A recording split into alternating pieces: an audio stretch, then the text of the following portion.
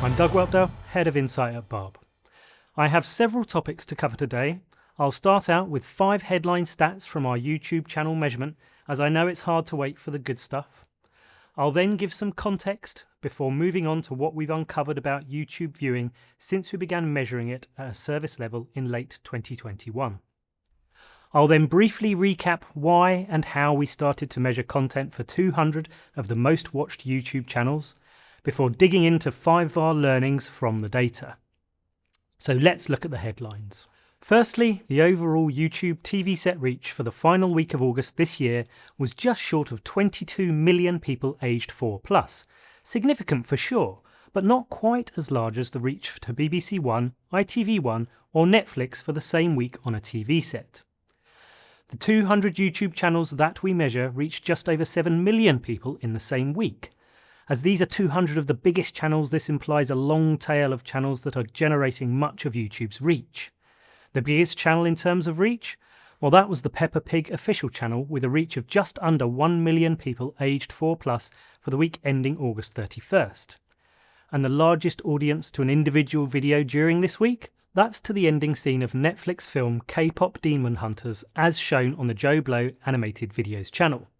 Its audience of 432,000 was about the same as an episode of Chicago Fire on Sky witnessed that week. And finally, let's take a very top-line look at our YouTube TV set audience for that week. As you might expect, they are young. 68% of viewing time is from under 35s, with an almost 50-50 split of that time between kids aged under 16 and young adults aged 16 to 34. So, having whet your appetite, let's take a step back and look at the context. YouTube is really big, isn't it? We know it's big, but exactly how do we know? Well, Barb data already show that 96% of under 55s have used the service for at least 3 consecutive minutes while at home this year. And given the audience I'm talking to, it is vanishingly unlikely that you yourself have not used it. More relevantly perhaps, advertisers and agencies know how much they are spending with YouTube, but this lacks context. Google itself provides some context by publishing this financial information, which shows the impressive growth and scale of YouTube ad revenues. These have increased 4.5-fold since 2017 to reach a substantial $36 billion, but these are global figures. Just like these subscriber and view figures for Mr. Beast. They are undoubtedly impressive, but they don't reveal his audience in the UK, not to mention the fact that the duration threshold for a view to be counted on YouTube is uncertain and maybe just a few seconds. So, having measured YouTube at a service level since 2021, the industry asked us to go further and reveal the content that the audiences are watching on YouTube in the UK. But we are getting ahead of ourselves. First, let's look at what we've learned in more than 3.5 years measuring YouTube at a service level. Data here show clear growth in the amount of time that the UK population is spending with video sharing services, of which YouTube is a significant part. The share of total identified viewing to these services has risen from 20% in August 2022 to 24% in August this year. These data are for 4 screens. If we break out video sharing viewing on the TV set, we see growth from 4% in August 2022 to 9% in August this year. And we can see that YouTube's share of viewing on the TV set is clearly the driver for video sharing overall. If we move on to look at the split of devices that people use to watch YouTube at home, we see that the TV set has become the leading device. With this shift, we might wonder if Barb data show that YouTube viewing is in any way similar to that for TV companies. One way to investigate this is to split viewing into 4 segments known as quartiles. These group heavy and light viewers together. If we do this for YouTube, we can see the heaviest viewers are responsible for the most viewing time. This is the same for TV company channels. However, there is a difference. Whereas 91% of viewing time is from heavy viewers for YouTube on a TV set, that figure is around 78% for commercial TV companies like ITV or Channel 4. So heavy viewers are important to both, but they are more important to YouTube. This difference is reinforced when we look at how YouTube is used through the day compared to TV companies and streamers.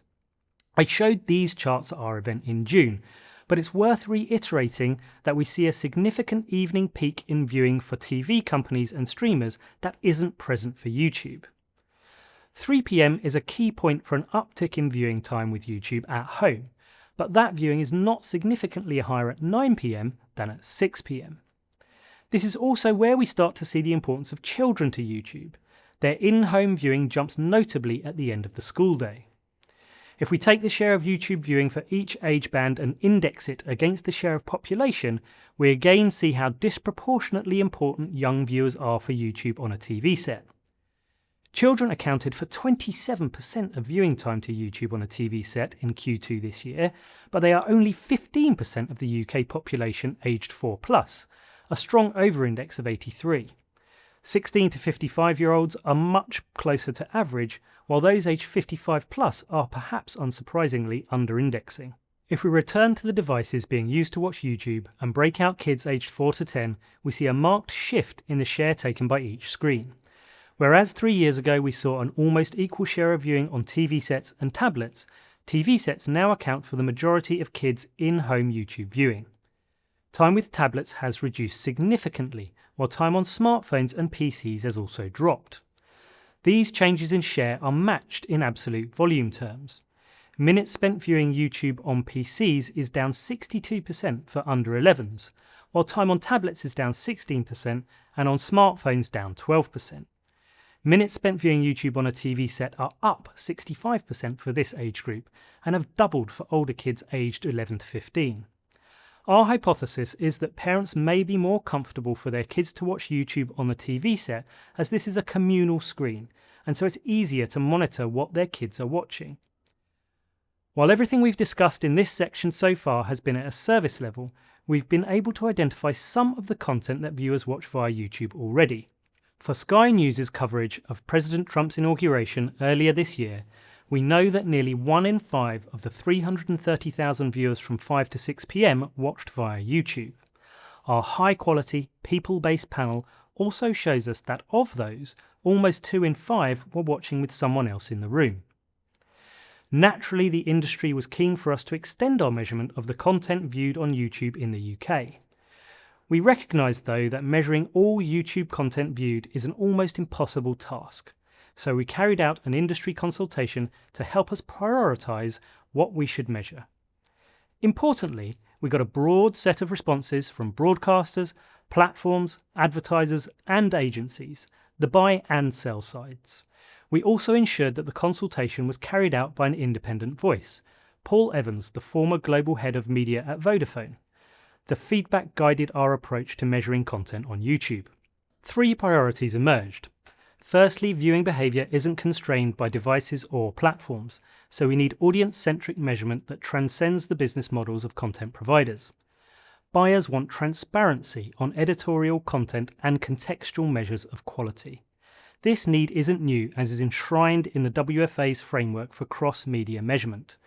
People want to know the quality of what they are buying so that they can apply value judgments.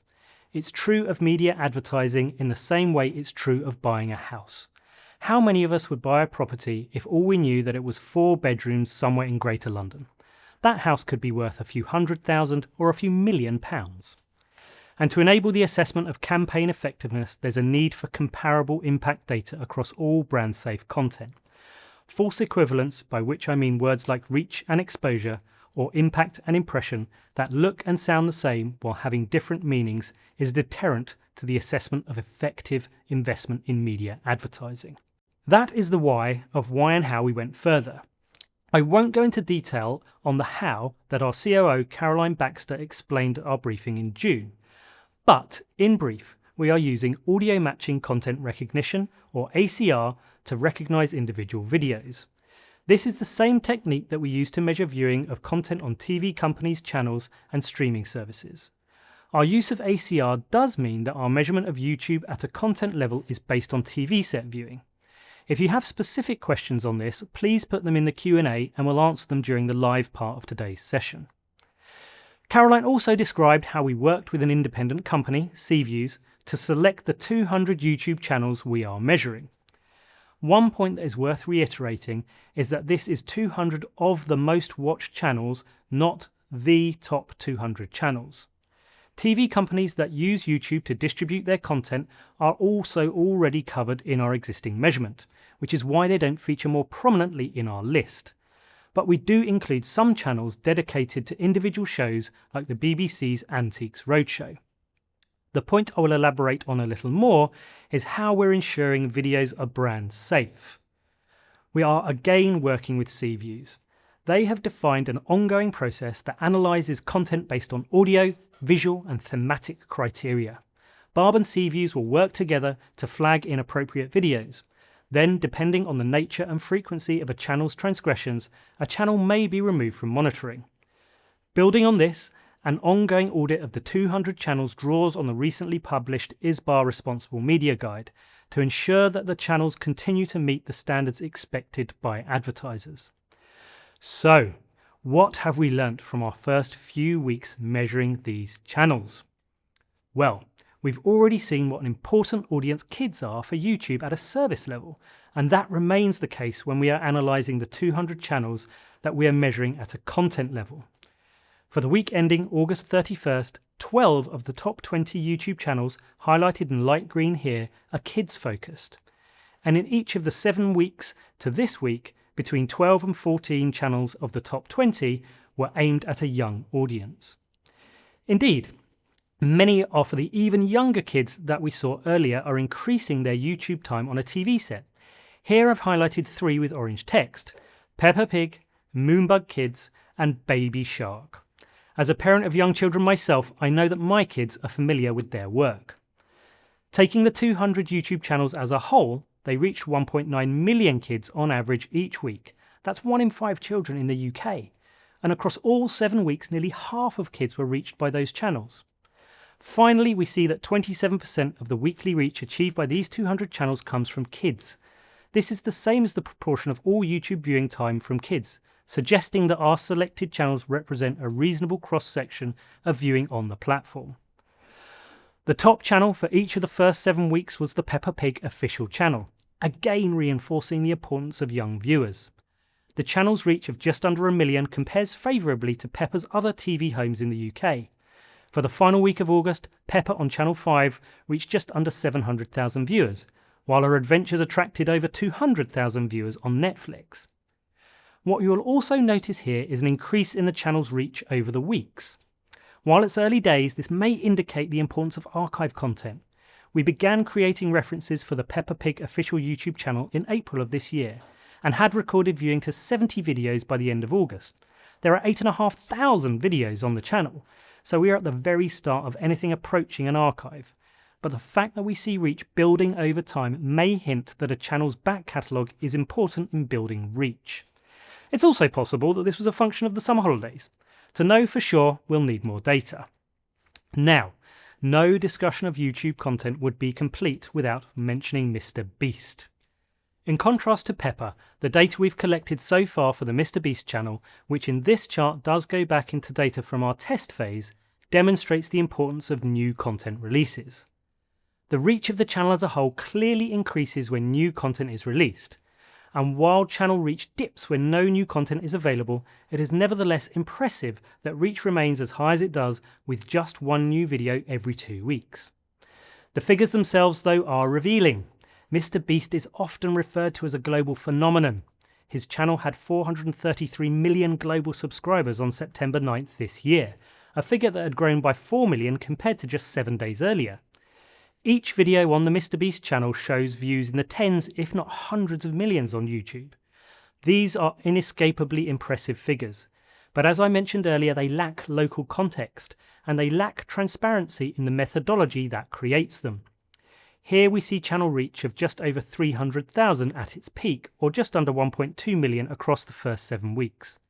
The definition of reach here, 3 continuous minutes of viewing, is also transparent and set at an industry-agreed standard level. We must remember that this reach is for TV set viewing only, but we've seen how important TV set viewing is to YouTube. We should also bear in mind that our back catalogue of channel content is still building, but if we examine one video from Mr. Beast, we get a hint that archive viewing may not be equally vital for all channels. Weekly reach to the video "I Survived 100 Hours in an Ancient Temple" peaks immediately after release on May 10th. It then drops to almost zero for 5 weeks before it picks up again in late July as schools break up for summer. Again, time will tell how important archives are, but these early data suggest that they may not be equally important for all channels. It's also useful to know that a video that was labelled as having 113 million views by September 9th reached just under 500,000 people on the UK TV sets over the same period. It's human nature to be impressed by a big number and assume that a good proportion of that viewing is in the UK. After all, we are constantly hearing about the scale of various YouTube creators, although usually without explicit mention of the fact that the scale is global, or an open explanation of how that scale is calculated. This is why independent and transparent measurement of these services matters to our industry. That includes those who are commissioning and producing programs for TV companies and streamers. Several YouTube creators now have shows on streaming platforms, and our data allow us to see how their performance on these streamers compares with their performance on YouTube. We'll stick with MrBeast for our first example. Amazon Prime Video commissioned MrBeast to produce his Beast Games show in 2024, with the final episode released in February of this year in the UK. That final episode drew an audience almost 5 times the size of the largest audience to an individual video on the MrBeast YouTube channel that we have measured so far. In both cases, these are 7-day audience figures. We should also consider content length. The Beast Games episode was 57 minutes long compared to 20 minutes for the YouTube channel video. So in terms of minutes watched, viewers spent more than 40 times longer with the final episode of Beast Games than they did with the YouTube video. Our second example considers Ms. Rachel. Her YouTube channel contains more than 100 toddler learning videos, which have been taken more directly from YouTube to Netflix, with the 2 content items here of an almost identical length.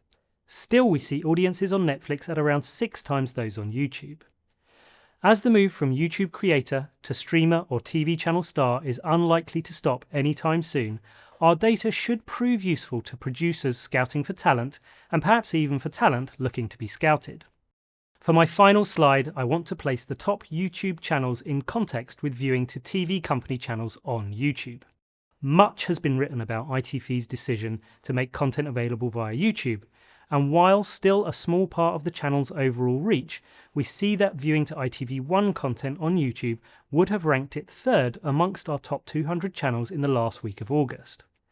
Similarly, content from Sky Sports and the ability to watch Sky News and GB News live via YouTube sees them rank in the top 10.